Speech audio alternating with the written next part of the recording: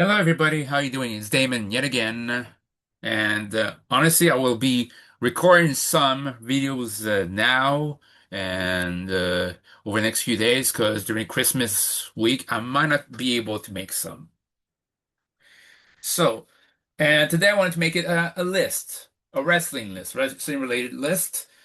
So, one thing I think is missing in the art of wrestling today that I'm not saying that it's completely absent, but it's very, very rare is the art of making you believe true promos. I think a lot of wrestlers that can think of that represents today's generation are not able to promos, or at least not great. In WWE, I can tell you this: to me, the people who can promo are still there, can do compelling promos. Are two words, well, two names: CM Punk and LA Knight. AJ's fine at it. Sami Zayn as well, but they're not there yet. And yet, despite what I said for WrestleMania 42, the way I would have booked, I would still have Sami Zayn with the Rumble, but I still maintain that LA Knight should win or co-win the Elimination Chamber and have him win the world title at WrestleMania 42. In fact, the fact that he's out of action definitely should be basically a tip-off that he should be near, basically comes back after at the Rumble. Maybe he's in the Final Four, gets eliminated, and win the Elimination Chamber. But that's another thing. Apart from those two names, I don't think of people who have super great promos. And people can say whatever they want about Bo Dallas as Uncle Howdy. It's okay. It's okay at best. It's not Bray Wyatt kind of great promos. Bray Wyatt was much better in terms of promos. This one, eh. And let's not make it me talking about AEW. Most people who can promo there happen to be, yeah, there's MGF who's stick gun really old. You have Christian who's pretty good, but against stick, same using the same stick. And yeah, uh, MVP who's also very good, but he's a manager. And in this case, it'll be the top wrestling promos.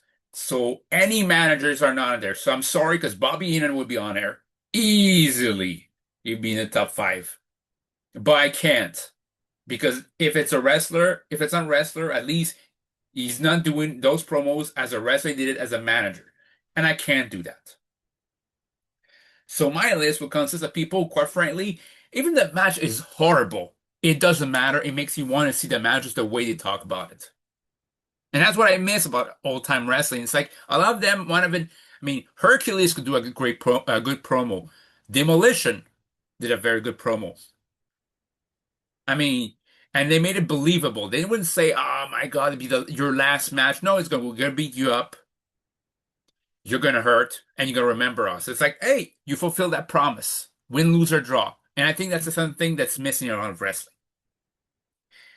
So without further ado, my honorable mention, I'll put in The Miz. You can laugh at all you want, but The Miz deserves to be part of that conversation, as well as the recently retired John Cena. They both deserve to be there, but at the same time, it's just John Cena that's motivated. Not John Cena from the PG era was trying to make uh basically making some stupid terms like baldash and balderdash for out of nowhere, basically, or the suck attack that I know Roman Reigns would do. This always made me roll my eyes, and honestly, I don't need that in terms of wrestling anymore. Who else I could put there? Kevin Nash is a good promo, but when he was serious. When he was goofy, whatever in WCW, eh, I wasn't interested. But Diesel, when he was serious badass Diesel, and when he was serious badass Kevin Nash, like at the beginning of being the outsider, that's the Diesel I would put in. So I put him in the honorable mentions because you won't always get him. So number 20, it comes to WCW, it's Big Papa Pump, Scott Steiner. Every time he took the mic, always made me laugh. Always made me smile. It's like, yeah, he's insulting everybody. And I mean, basically talk about Ric Flair should use his teeth, should use money to fix his damn teeth. That was hilarious. I mean, the way it was basically a censor's worst nightmare, and it was so unpredictable on the mic. It was so awesome. I mean, he was unpredictable unpredictable, loose cannon on the mic, and I really like that. Speaking of which, as a tie, I put in the late great Brian Pillman. Boy, was he good as the loose cannon. But it's a shame that the loose cannon gimmick, when you really started to hit his stride on the mic, was when he was at his weakest physically due to his accent, his car accent. So yeah, that's number 20. Oh, by the way, honorable mention, I put the late great Owen Hart. He was very good on the mic, but he's not in the top 20. So as much as one of my favorites, I can put it on there. But number 19 is Chris Jericho. Chris Jericho has played a lot of gimmicks. Yeah, I'm gonna try to ignore that learning tree ever happened, but I'm gonna put in basically I have to put him on this list for every piece of work he's done that WWE in WCW as AEW initially, as they're good in the promos, in WCW conspiracy theorist Chris Jericho was hilarious, was always a highlight of the shows. When basically he was able to antagonize Dean Malenko and say, have you ever noticed that you and your brother look nothing alike? And Dean Malenko punched Chris Jericho in a segment in which case if there was any physical altercation, Dean Malenko would withdraw his right to fight for the Cruiserweight title. That was hilarious and yet so effective. And the moment he lost his title, Chris Jericho, he went to Washington and he was basically wearing, using conspiracy victim signs to Washington and basically went to the presidential library to study his case. And it just was so hilarious. And WWE, he basically took a bit of it, made it more modern. And then, okay, he played the rock star, and after a while, it became stale. But in 2008, he hit his stride as a main eventer with basically the serious man gimmick. And to me, he also did reinvent himself with the list, but I prefer the 2008, 2010 Chris Jericho because he stripped away everything that made him before, and he recreated himself. He's a person who is able to recreate himself and pattern, basically repattern his promo style depending on it. So yeah, I really like that. Number 18, yeah, controversial, but the Ultimate Warrior. Oh, we don't understand what he's saying this promo. It just sounds cool. Yeah, he sounded unique. And it sounded like I was out of his mind. And I liked it. Again, I'm not defending Jim Elwig, the late Jim Elwig is an Hall of Famer, but I'm not going to say he was a great wrestler at all. He was basic. But what he added, basically, he had charisma in droves. He didn't need that many moves. I mean, I always felt like Gunther maybe should have lost the IC title the same way that the Honky Tonk Man did. It should have been a squash match. Because you establish a new star, and right there, whoa, it's a new jolt, a jolt in the arm of the BB. Doesn't like the BB is today always like it really. It's like they look badly or about on squash's match when sometimes it's necessary. It's necessary to just establish move, but establish new stars. Now it's like only people who are really down trend, down the card of being squashed. It's like you could squash a main eventer. Like last great squash you had was like Lesnar getting squashed by Goldberg. You know, that was good. But Warrior's promos, I love his promos, and not ironically, I actually like his promos. In WCW, not so much because he was just trying to make something happen. He felt like he's just doing it out of spite. And his promos, they're good when they're 3 minutes, not when they're like 10 minutes. But he's not the only one who tried to pad out the time of the promos in WCW. WCW had 3 hour nitros, which WWE thought it was a great idea to replicate in 2012 and was still suffering from that. But WCW thought it's a good idea during those times. We could have another match now. Let's have a second Hulk Hogan promo the same night, or a second Warrior promo the same night. It's like one is enough. But again, when he was saying about he's out of control, it's like it was very good promos. So that was the Ultimate Warriors number 18. Number 17, Double A Arn Anderson. Here's a guy that's understated in terms of his promos. It was realistic, down to earth. But you also felt like it's somebody who was like, okay, he's understated, but you still didn't want to mess with him. And would tell you what he would do. A bit of an exaggeration, a bit of hyperbolic statements in his promos, but not too much. So, yeah. And spoiler alert, he's not the only one He's not the only great promo with a finisher that's a DDT on this on this list. So that's number 17. Number 16, he didn't last that long WWE from 993, but his promos were very good and I thought was underrated. And I'm talking about the Doink the Evil Clown. Matt Bourne in that gimmick was damn good. Even when he was turning face at the end of the year, he was still sinister. He was still a sinister clown. He was just using his target was just eels, hated eels. And I think he got that gimmick.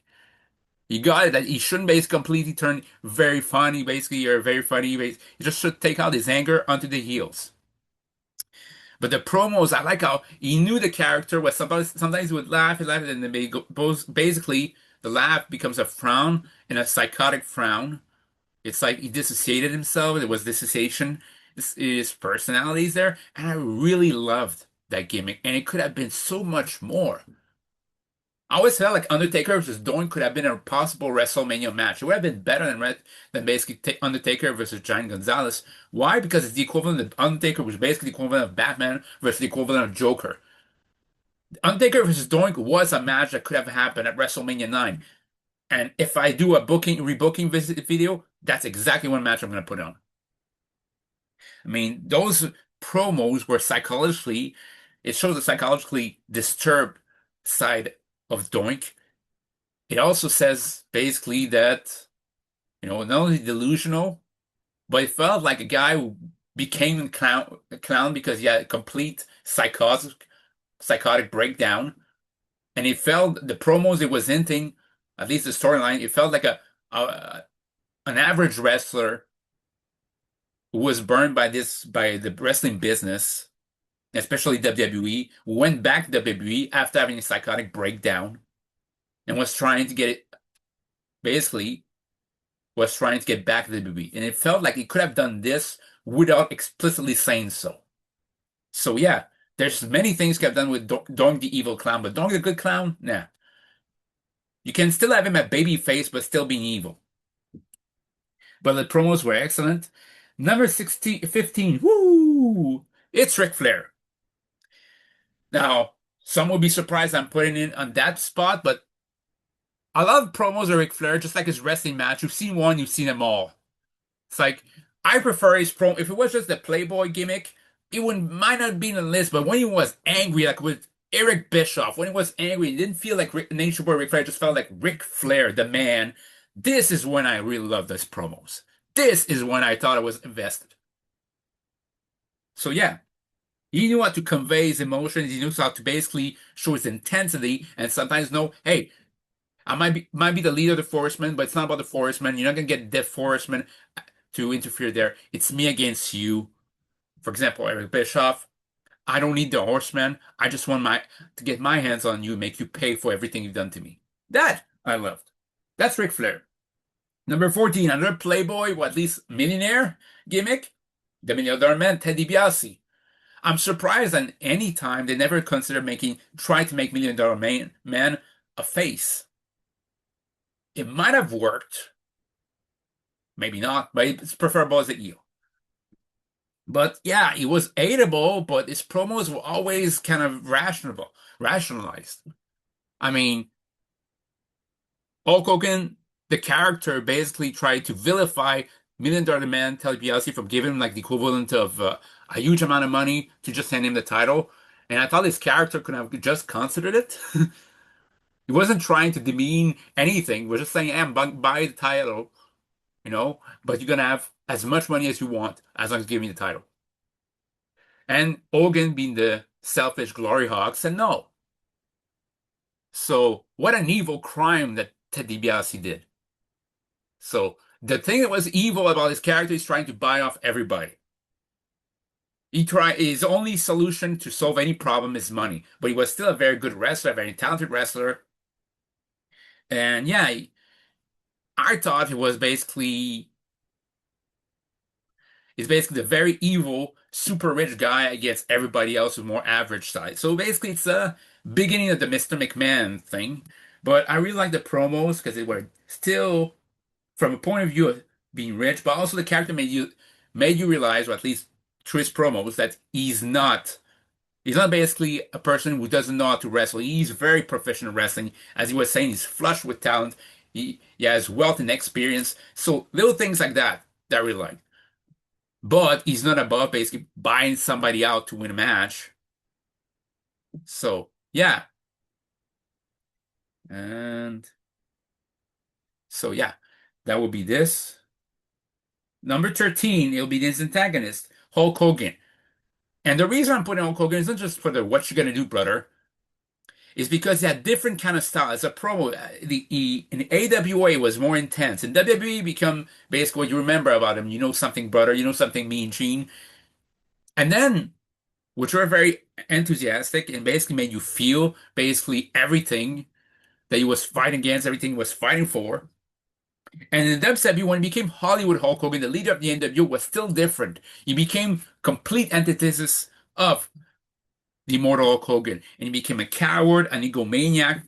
Well, became an egomaniac, but he was at least his character was a bigger egomaniac, a bigger narcissistic person than he was before him. And yes, it made me laugh that sometimes some nitros will have two or three promos of Hogan in the same broadcast. But I thought he knew how to get you hooked to his character's action, at least until 98. How to basically get somebody interested in every the motivation of the character. Basically, why would you turn against NWO? Why would in basically the golden era? Why were you fighting for the fans? Why it's all called maniacs? He knew how to do that. His promos were always compelling. So the problem in WWE is rather than basically stick to one show, they would basically disperse them several times a show. But that could be for anybody who does any promos. So yeah, that's for number 13. Number 12, it might be one of the most recent on the list, and the one I mentioned before, and CM Punk. CM Punk is very talented and very skilled in promos, especially when he's motivated. When he's trying, I'm starting to really get annoyed when I say, "What a, it's a great day to be in this city." That's kind of boring because it's like he's trying to basically mimic Cody Rhodes or what do you want to talk to me about? And both of them is okay. I like babyface to address a crowd, but not being so needy toward the crowd, you know? Like a relationship. If the person's too needy, basically this is like it's kind of a bit of turn off. And that's how it comes across for both Cody and CM Punk. They're needy. Now I know wrestlers are might be needy in terms of actual audience reactions, but you don't convey it. You don't need to basically just say it, but you have to basically try to get me interested, get the people invested, and show a person who's basically a character, who's their own person, who are motivated by the cheers, but not just by the cheers make them stronger, but they're already strong to begin with, you know? Anyway, CM Punk, I like his promos. I like when he basically won the Ring of Honor World title in 2005, man, that's 20 years ago, against Austin Aries and turned heel. I love that promo. I love basically, yeah, the pipe bomb promo, but it's not even his best promo. Honestly, I think it's overrated compared to his other promos. So I like the promos against The Rock. Uh, I'm pick a good promo of this guy, and I think that's one of the last great promoters that are still standing in WWE in wrestling. A lot of what I mean by this is a lot of great promoters have retired, and there's not many wrestlers who are still wrestling that have great promos. So yeah, I really enjoy basically CM Punk's promos. That's number 12. Number 11, Mick Foley. Mick Foley was intense. If anything, we'll talk about great promos. I can remember that the promos where Mick Foley and JR would introduce himself basically when he was turning face and you got to see his motivation. And yeah, he attacked JR with the Mandible Claw, but since he's a face, he asked for help. It's like his character knew he snapped, knew he went too far, but it's also, I always felt like the character came up from Mick Foley's, well, he amplified, maybe he made a person feel like they were damaged goods, and it's like it felt like it was a person that was mocked in their early development in life, and they had carried those scars over their life, just as much as carrying their physical scars. They could deal with the physical pain, but it's a mental pain that they couldn't let go of. And I loved that character. Honestly, I prefer Mankind over Cactus Jack. I know, but Mankind seemed to be like what Cactus Jack was to hardcore wrestling. Mankind was more psychological. And I really love that approach. Mick Foley could yell, could scream, could get intense, but also his character was based on he felt disturbed. He felt basically disturbing, perturbing because he was so about getting somebody's approbation. At first, it was basically they were saying, mankind. He will talk about his mother. Basically, it felt like he was looking for his mother's approval, and afterwards, Mrs. Foley's baby boy. It's Mr. McMahon. He was always looking for somebody's approbation. So, and he became more violent because of it. But and I love his promos. I love basically also when he, even as Dude Love was hilarious. Was a less of the three personas, of course, but it also was a good parody of basically the international, like this, the good-looking wrestler. It was a parody of this, and I like this, a parody of Shawn Michaels as well. And yeah, that was a way for Mick Foley to relax in the ring. I actually liked those promos. It was a parody of basically promos of the good guy in the 70s. And yeah, Cactus Jack was very, very intense. But again, I prefer Mankind's promos over the rest. That's my opinion. So yeah. And especially what I love about Mankind is he's the only guy that can remember that an intro song and an outro song. He had an intro song that was evil, and the moment he won, it's like basically the Friday the 13th scene or the Friday the 13th ending where basically uh, the main survivors on the boat before Jason, tri-spoilers are out and the shock scare. That was the same type of music, like calm, like he's calm there, but it felt like calm before the R. So that's why it felt. I really love that. And I love when they basically, that we would have light shows in the ring. Basically, his light show, his symbol was just a window. And it's basically, he was just sitting in the corner, just rocking back and forth, was sitting basically like CM Punk would, but he would rock back and forth, would say his promos. So, and you would one promo would end with destruction can be beautiful. It's like you knew there was a different type of wrestler. This was a different type of Undertaker opponent from the get-go. So yeah, I love Mick Foley's promos. But now I go to number 10. And I know this guy has done lots of promos under his real names, but I'm specifically thinking about the character. I'm talking about Razor Ramon. Yes, Scott Hall has good promos in WCW, but I would say it's early on. Afterwards, it felt like because he has his own issues to deal with. It didn't feel as complete, didn't feel as good as the one with Razor Ramon. Yes, I know the character is basically supposed to be basically is lifting from Tony Montana from Scarface, just like Matt Bourne's character was lifting off Jack Nicholson's Joker. Wrestling pulls a lot of gimmicks from movies, just like Sting pulled out his gimmick from The Crow. Maybe that's what we need now. Wrestlers to explicitly take the gimmicks from movies. So, but I digress. In this case, it's like Razor Ramon and good promos. And most of the time, I felt like Razor did not get intense apart from maybe the last two sentences of his promos, and that was good. I mean, he was what, 6'7", 287 pounds? You knew how to wrestle? Who would mess with this good kind of guy like this? And I love the fact that today's age, they could learn a lot from Scott Hall. They always protected his finisher. The Razor's Edge, the moment he hits it, it's over. If people were either if he didn't win that match because somebody interfered and caused a DQ, or the other wrestler put their foot on the ropes. But if he was in the middle ring, he's pinning you. It's 1, 2, 3. It's good night, Irene. And maybe there's this, but I like about Razor, not just a toothpick that you would throw around. One of the coolest wrestlers ever. But the ways he would formulate his promos were very good. Basically, it showed that the character was he stayed the core of the character stayed true, whether he was heel or face. It was about his gold. And for a long time, at the beginning of his career in WB was looking for the WB title. But afterwards, when he won the ICE title, to him the ICE title became just as important as the WB title. He didn't see him challenging for the WB title afterwards. It was all about the Intercontinental title and the gold around his neck. And it was a character that was kind of simple, two-dimensional, kind of simple, but still, it was saying that his character did grew up on the streets, so he wanted to protect the gold he actually earned and was not going to hand it out to anybody. So yeah, and I was saying it was machismo. No, it was oozing with confidence. in himself, in his abilities, and you know he could always get the win. So yeah, another promos there. Number nine, The Rock. Yeah, low enough. The Rock, it depends which kind of version you have.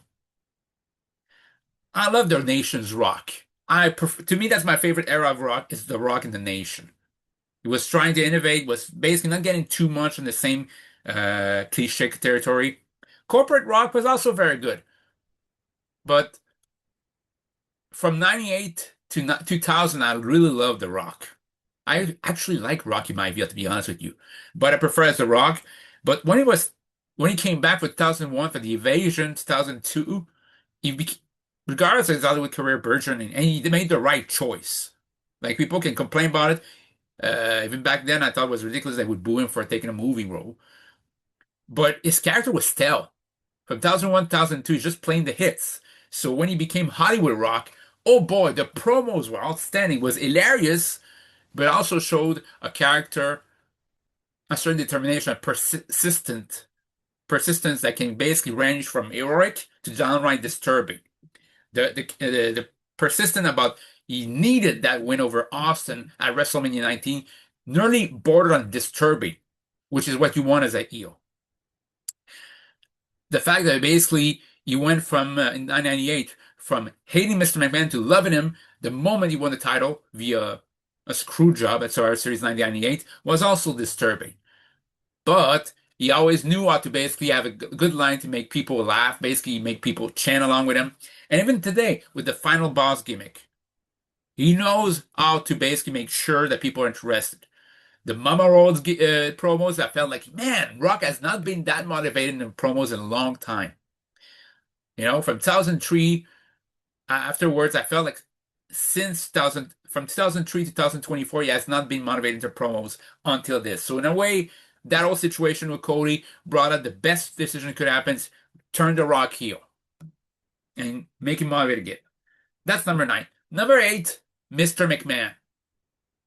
He wrestled, so I have to put him on there. Because guess what? Mr. McMahon was not a good wrestler, but a great promoter. And I'll basically say I prefer the non-screaming version of Mr. McMahon. I prefer the 1998 version of Mr. McMahon, where he thought he's a good guy, where he thinks he's being nice to people, when he's a monster. I didn't like afterwards when he's just yelling out loud. It's like, it's like a character who's like not being nuanced anymore. It's like a movie, basically. The first, like basically a movie character that basically a beginning of a series is basically more nuanced, and afterwards, like, yeah, people just want you to be screaming a screaming version of it. You know, you've probably seen this in movies, like, or a movie, an actor that basically would view a character with some substance, with some nuance, and afterwards say, that works.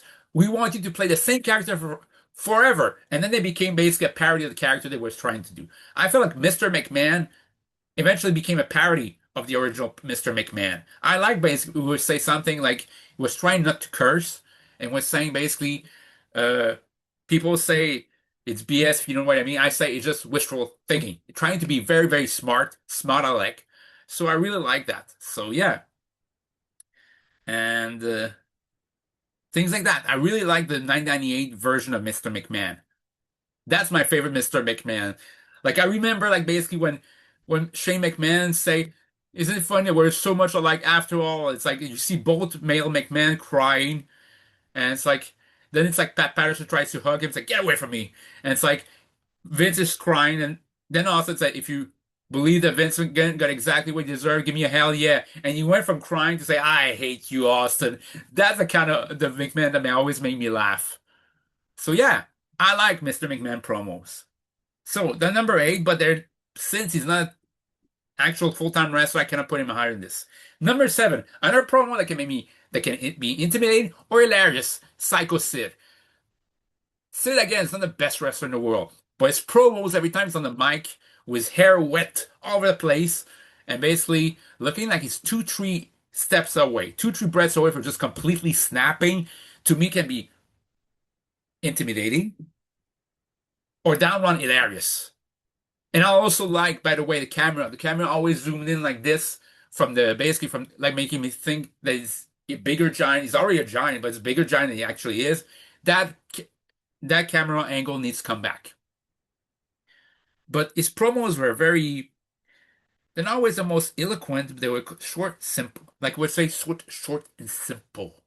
The way he was gritting his teeth, it's like it's a guy who's just about to lose it.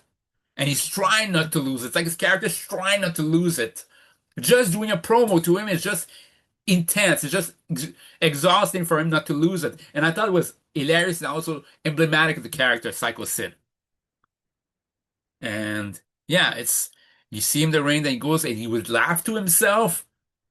Again, when I grew up, I always thought it was hilarious that he laughed to himself, but at the same time, he's trying something new. He's doing something different. And then he would snap. He would start yelling out of nowhere. Though, and there's, Sid Justice has some fine promos, but not as fine as Psycho Sid. Though, the one where he said it was bogus, he's right. It was bogus that he wasn't basically getting a title shot from Ric Flair. So, yeah, everything about Psycho Sid is hilarious. And was he great in the ring? Again, I'm tired of being that argument. He was adequate. He didn't need to basically do all those moves. He was able to do a kip up. His side is very big. It's just a choke slam, power bomb. Looks like you know what? You're not getting up from that. Any most of the time, there was no kick out of power bomb, and there shouldn't be. He looked like money, as Schleg Daddy from OTRS Central would say. He looked like money. He was money. So, and he got the crowd to cheer to turn against Shawn Michaels at the 1996 Survivor Series. So yeah, let's think about that. Number six, Bret the Hitman Hart. Now my brother will probably say, "What? What? Why is he need number one?" Because Bret had a series of time when he was okay in okay in promos, but I say the moment he became WWE champion, especially from '94 to '98, that's that 4 year period where I'll basically say he deserves to be on that list. But afterwards, he didn't feel as motivated. He was good, but he wasn't as motivated. The feud with Owen motivated him at first. Austin, the Austin promos, and then afterwards it's turn and he's basically turning heel against America. That's where I put that heel that pro Canada gimmick, pro Canada gimmick with the New Heart Foundation is where I would put where I put Bret Hart because it's all is uh, anti-American gimmick. To me, it made for some great promos. Some vitriolic promos, and I love every moment of it. I love a Raw started with the Hart Foundation being the ring. I love when Owen Hart would try to mug camera and say, "We're winners, winners," and then talk about his loving brother Brett. After years of calling him up his lousy brother Brett, the Bulldog saying his Bulldog thing. Then Brian Pillman looking around and looking like he's gonna lose it, while Jim Neidhart laughs at himself and strokes his goatee. There's a reason why it's still my favorite faction because there wasn't too many members. It didn't last too long, and it served a purpose. It could actually last till WrestleMania 14, but alas, it didn't happen. But anyway, Bret Hart had great promos during that time. There's no denying it. So people saying he's not good in promos. This is why I will really be adamant. It's like you haven't watched that one. He's very good. He's not boring there, and there's some source of unintentional comedy, like at the SummerSlam. You have to say "the" at the Survivors. Well, the Survivor Series could be done, but saying "D" before this. So yeah, but Bret Hart during that time was awesome. Similarly, his main rival is number five. It's Shawn Michaels. I said in the past that what I was in the audience for Survivor Series 1997 Survivor Series. I witnessed the screw job happening live. I was also 8 years later in the Shawn Michaels against Montreal promo. And it was hilarious. It was like you boo, but you boo with a smile. It's like you got us. It's like, okay. It's like I booed with a smile the whole time because it's like was so entertaining. But when Sean can get you to cheer or to hate you.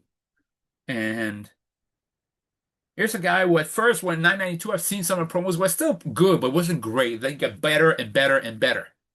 So yeah, his promos can make you hate him, especially during 997 to 998 promos because it's like honestly, as much as I love Shawn Michaels, I really dislike this area. I felt like it was unsufferable during that. So yeah. And when he was a face, when he came back 2002, it's like he was a face. Basically, yeah, some of his choice of wrestling attire was not the best, especially I'm looking at this Survivor Series 2002, but his promos were enthusiastic, basically were very, very compelling, and not just the 2005 promos and that what that I'm biased for. I'm also talking about the promos leading up to Shawn Michaels versus The Undertaker, especially the second time when he was desperate, desperate to face The Undertaker, and he put his career on the line. That was awesome promo. That was awesome work. So here's a guy who was able to do great promos from like around 1993 to 2010. That's something that needs to be commended. Number four, the late great Macho Man Randy Savage. Oh yeah. There's a reason why there's a channel just on Macho Man promos, and I love every bit of it.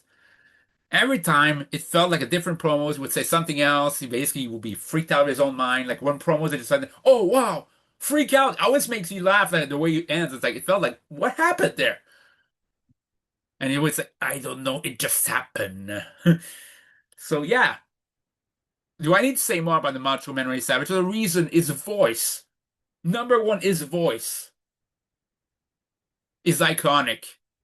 There's a reason. Every time I see people trying to replicate somebody's voice, you know it's a good thing. You hear it, Batman. Yeah, people can complain about Christian Bale's voice. Screw that. I'm sorry guys, but Batman had a great voice, whether it's Christian Bale or Michael Keaton, and there's a good reason why. But there's a reason why it's replicated. People replicate Heath Ledger's Joker's voice. People replicate Tom Hardy's Bane's voice. People replicate before that they replicated Randy Savage's voice. And yeah, it wasn't just his voice, the content of his promos. There were deep, deep promos, basically this, that were not that complicated, but at the same time could be more complicated. It just says a man's who's just might not be a loose cannon, but it's just one step away from being a powder keg and about to explode.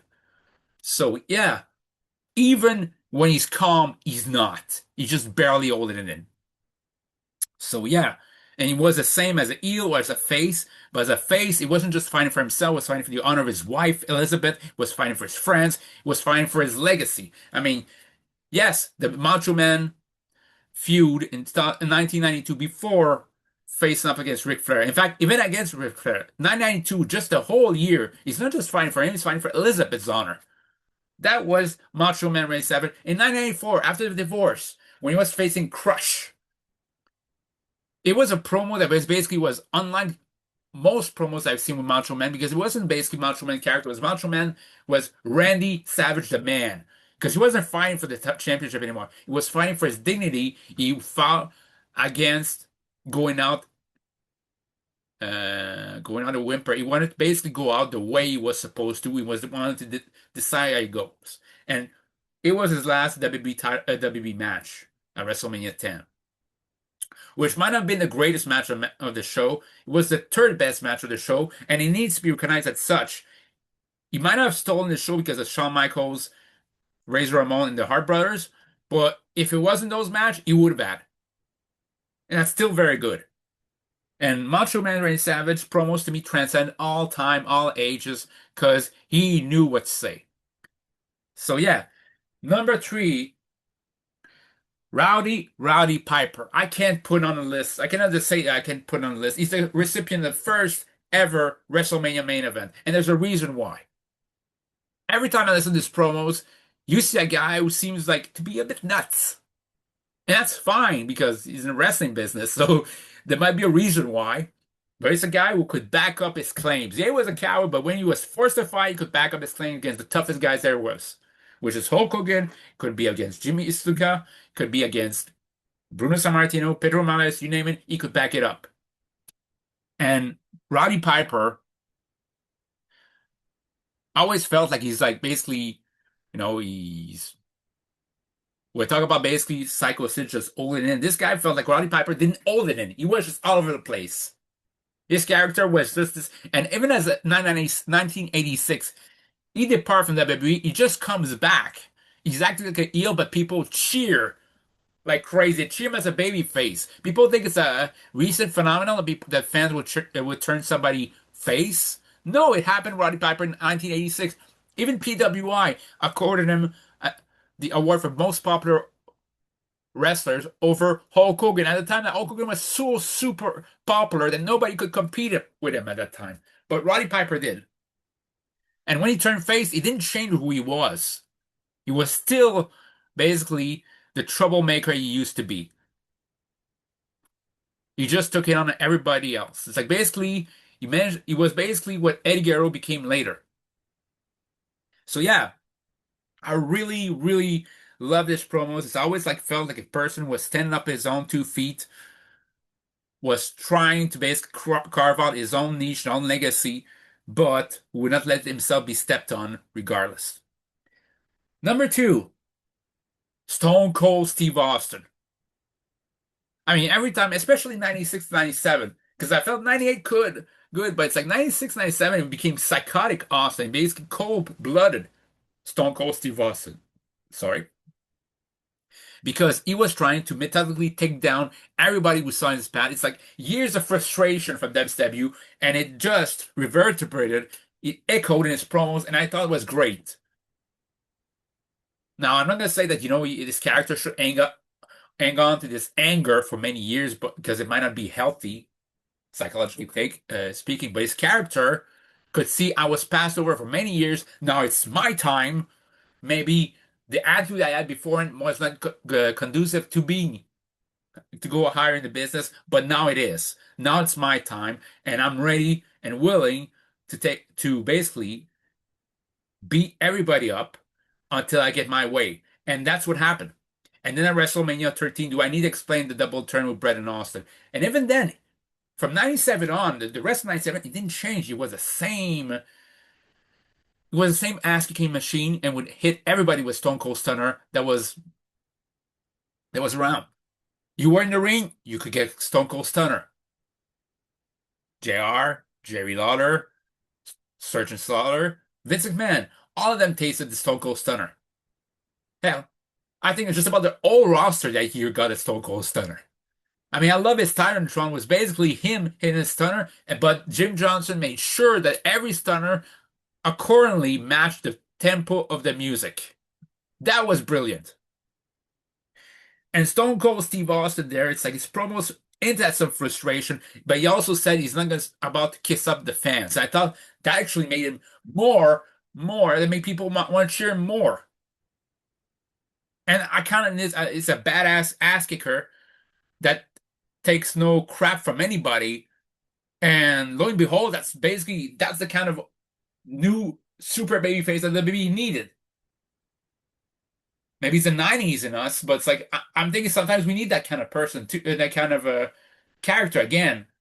Like he's still fighting for the right thing, but he's not denying everybody. He's not just doing it for everybody else, he's doing it for himself first. And if it can be the right thing, cool, but if not, oh well. I like that. Some people would say it's more of an anti-hero, but still, I love Stone Cold Steve Austin promos, especially 96 and 98, because he wasn't just fighting against Bret Hart, his arch enemy, but against Mr. McMahon, against the evil boss. It was great. But after this, I felt like Austin's character became less angry. Like, he had his stake. He wanted the BB title. It's like he wasn't as hungry in character, in promos, that is. I'm not saying the man was still hungry, as you can see by his work, body of work, but his promos did not feel as angry and as hungry as he used to be. And but at the same time, a Stone Cold promo, even today, is a Stone Cold promo. Is something I'm gonna be very, very enthralled by, even if it's just an okay promo. So that's number two. Who could be number one? We go from one snake to another. I'm talking about Jake the Snake Roberts. And why is it number one? Because they're so psychologically done. They're so brilliant.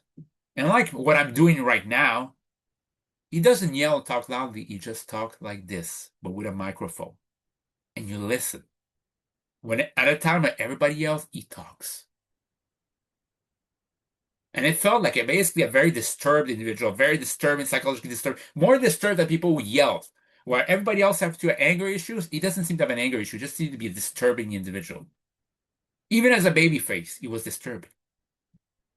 I mean, his promos at first in 1986 and 1987, like the promos against Ricky the Dragon Steamboat, even the rare promos where as a heel he confronts the face Honky Tonk Man, and Honky Tonk Man actually at that time was standing up to Jake Roberts, was not afraid of the Snake, but when they turned heel, when Honky Tonk Man turned heel, he immediately started having fear for the Snake.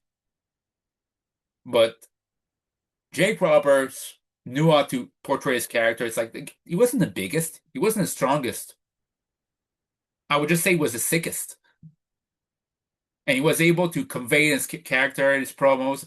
And it was a guy who was very snaky, but make it seem like even as a face, it's like he would do the right thing, but don't put too much trust on him. Don't trust him. And of course, his best promos came after his heel turn in 991. Now, maybe my favorite promo of all time is 991 Survivor Series against Macho Man Randy Savage and Elizabeth.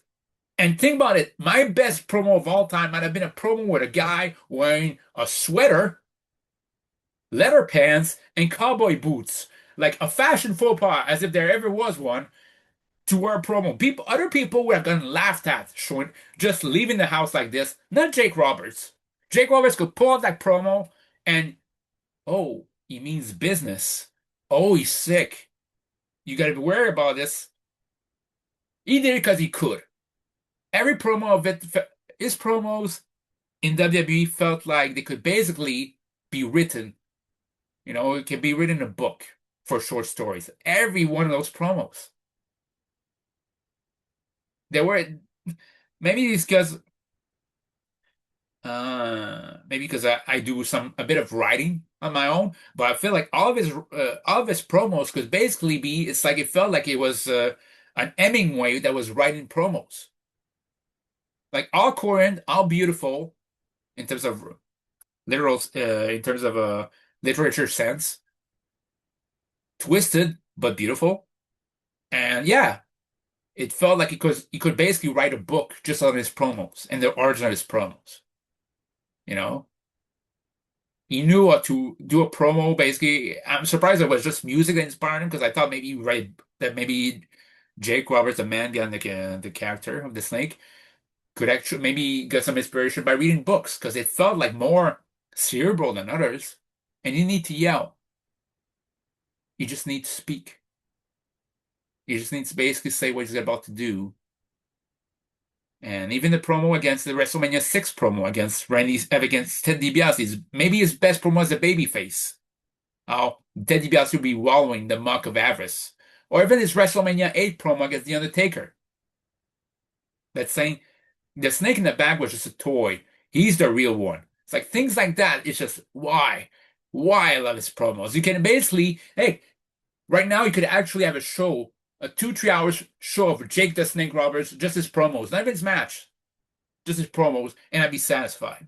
And even in the ring, Jake attacked the arm at first. Why would he attack the arm? Because like this, that'd be vulnerable for the short arm clothesline. And why the short arm clothesline? Because it hurts the arm at the same time knocks you, basically does a oof kind of pain to you. And while you're recovering, trying to basically trying to recover from this, boom, he is the DDT. You knock you on your head. 1, 2, 3. So he attacks the arm, then the chest, upper chest, and then the head. The way he wrestled as well was methodical, just like his promos. So that's why Jake Roberts has the most fascinating promos of all time for me, and he's my #1 pick for best promo in wrestling history. But I'd like to hear what you guys think. Let me know what you think in the comments down below. I've talked enough now. Let me know what you think. Bye.